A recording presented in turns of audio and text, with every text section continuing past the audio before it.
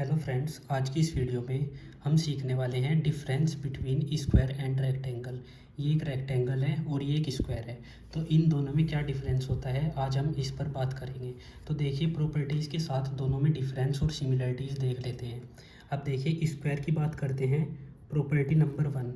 अब स्क्वायर में property number 1 क्या होगी, ठीक है। यहाँ पर देखिए, प्रॉपर्टी नंबर 1, सबसे पहले जो हमारी साइड्स हैं हम उनकी बात कर लेते हैं। तो यहाँ पर देखिए, जो स्क्वायर होता है उसकी हर एक साइड बराबर होती है, यानी कि ए बी साइड जो होगी वो इक्वल होगी बी सी साइड के, और वो इक्वल होगी सी डी साइड के, और वो इक्वल होगी ए डी साइड के। ठीक है, तो हम यहाँ पर प्रॉपर्टी में लिख देते हैं A B side is equals to B C is equals to C D is equals to D A. ठीक है, अब यही प्रॉपर्टी हम रेक्टेंगल में देख लेते हैं, क्योंकि रेक्टेंगल की भी साइड की बात कर लेते हैं। ठीक है, तो यहाँ पर देखिए, रेक्टेंगल में क्या होता है, जो आमने सामने की साइड होती है वो बराबर होती है एक दूसरे के, यानी कि जो हमारी ए बी साइड है वो बराबर होगी डी सी साइड के। A B side is equals to D C, तो हम यहाँ पर लिखेंगे A B side is equals to D C. ठीक है, अब देखिए दूसरी साइड कौन सी हो जाएगी आमने सामने की, A D side is equals to B C side. तो हम यहाँ पर ऐसे लिख देंगे A D side is equals to B C. ठीक है, अब देखिए हम बात करते हैं एंगल्स की।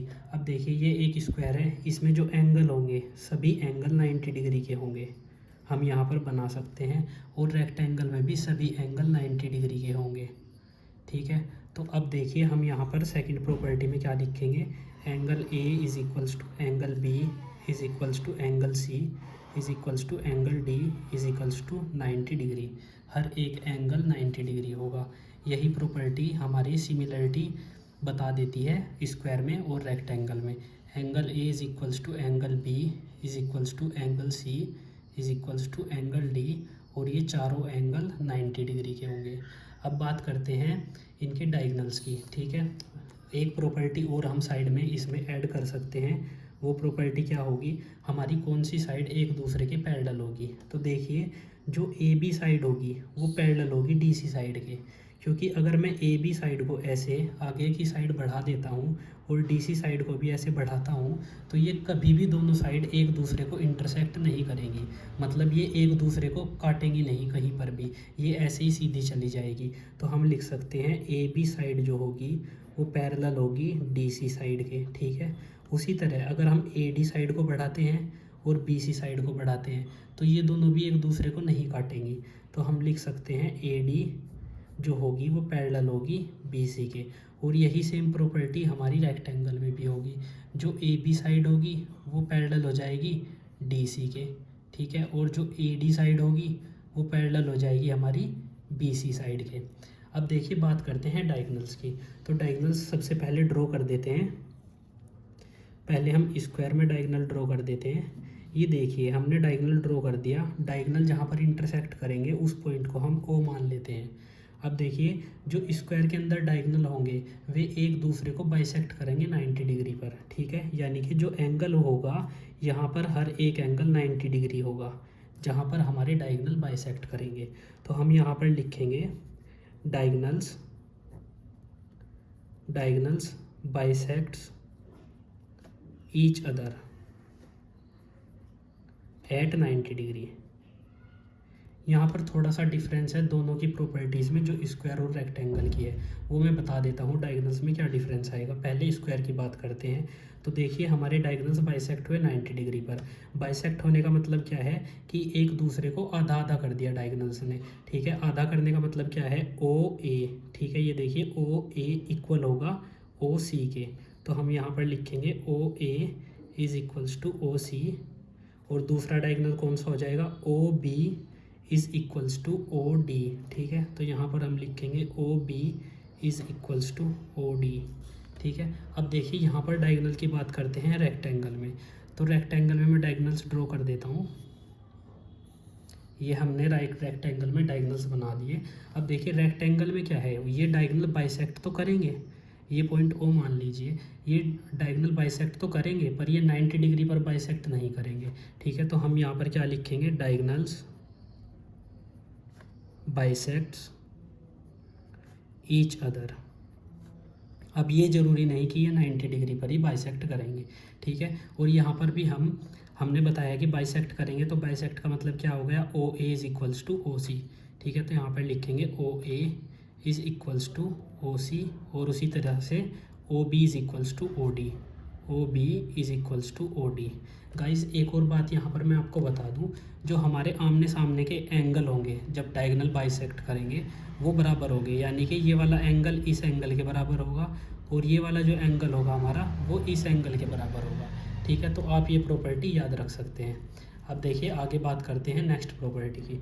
नेक्स्ट प्रॉपर्टी में हम बात करेंगे इसके डायगोनल्स की। तो डायगोनल्स इक्वल होते हैं, ठीक है, यानी कि जो स्क्वायर के डायगोनल होंगे, एक डायगोनल हो गया ए सी डायगोनल जो होगा वो इक्वल होगा डी बी डायगोनल के, डी बी डायगोनल, यानी कि दोनों जो डायगोनल होंगे स्क्वायर के वो एक दूसरे के इक्वल होंगे। यही प्रॉपर्टी हमारी रेक्टेंगल में होती है।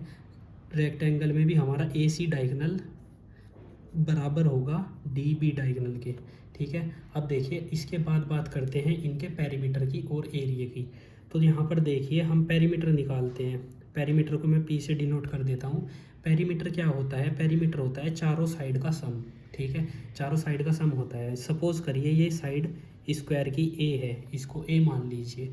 अब जब ये साइड ए है और हमें पता है पहली प्रॉपर्टी के थ्रू कि चारों साइड बराबर होती है, तो यानी कि जब ये साइड ए हो गई ये वाली साइड भी ए हो जाएगी, ठीक है, और ये साइड भी ए हो जाएगी, हमारी चारों साइड ए हो जाएगी। तो हम पेरीमीटर क्या होता है, सम होता है हर एक साइड का। तो हम सारी साइड को जोड़ देते हैं, A plus A plus A plus A is equals to कितना आ जाएगा 4a। जब हम इनको ऐड कर देंगे तो जो हमारा पेरीमीटर होगा स्क्वायर का वो क्या आ जाएगा 4a पेरीमीटर होगा स्क्वायर का। अब देखिए रेक्टेंगल की बात करते हैं, रेक्टेंगल का पेरीमीटर क्या होगा। तो मैंने आपको बताया हमें साइड को ऐड करना है। अब देखिए जो हमारी डी सी साइड है इसको एल मान लीजिए, ठीक है, इसको मैंने एल मान लिया। अब हमें पता है डी सी साइड किसके बराबर होती है, ए बी साइड के। तो ए बी साइड ये हो गई, तो इसको भी आप एल मान सकते हैं क्योंकि ये दोनों साइड बराबर हैं। अब देखिए जो बी सी साइड है इसको हम बी मान लेते हैं, बी मान लेते हैं। अब हमारी जो बी सी साइड है वो ए डी के बराबर है, तो यहाँ पर हम इसको भी बी मान लेंगे। अब देखिए इनको सिंपली हमें ऐड करना है पेरीमीटर निकालने के लिए। तो चलिए ऐड करते हैं, यहाँ से चलते हैं लेंथ, ठीक है, L plus B, L plus B plus L plus B plus L plus B, ठीक है। तो ये देखिए हम इनको ऐड करते हैं तो ये बन जाएगा 2l प्लस 2b। अब यहाँ पर देखिए पेरीमीटर निकालते हुए हम क्या करेंगे, इसमें से कॉमन ले सकते हैं।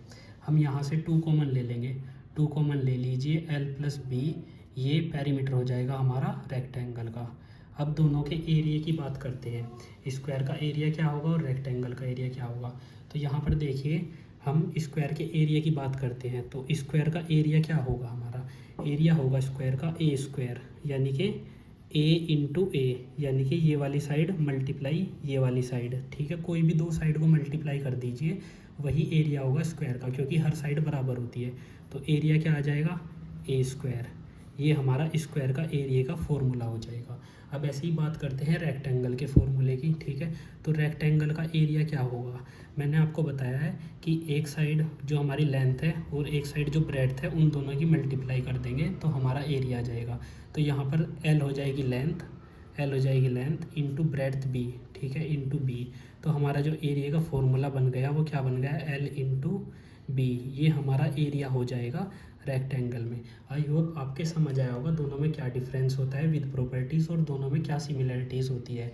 अगर ये वीडियो अच्छा लगा तो प्लीज़ वीडियो को लाइक कीजिए और चैनल पर नए हैं तो चैनल को सब्सक्राइब कीजिए। थैंक यू फ्रेंड्स, मिलते हैं नेक्स्ट वीडियो में।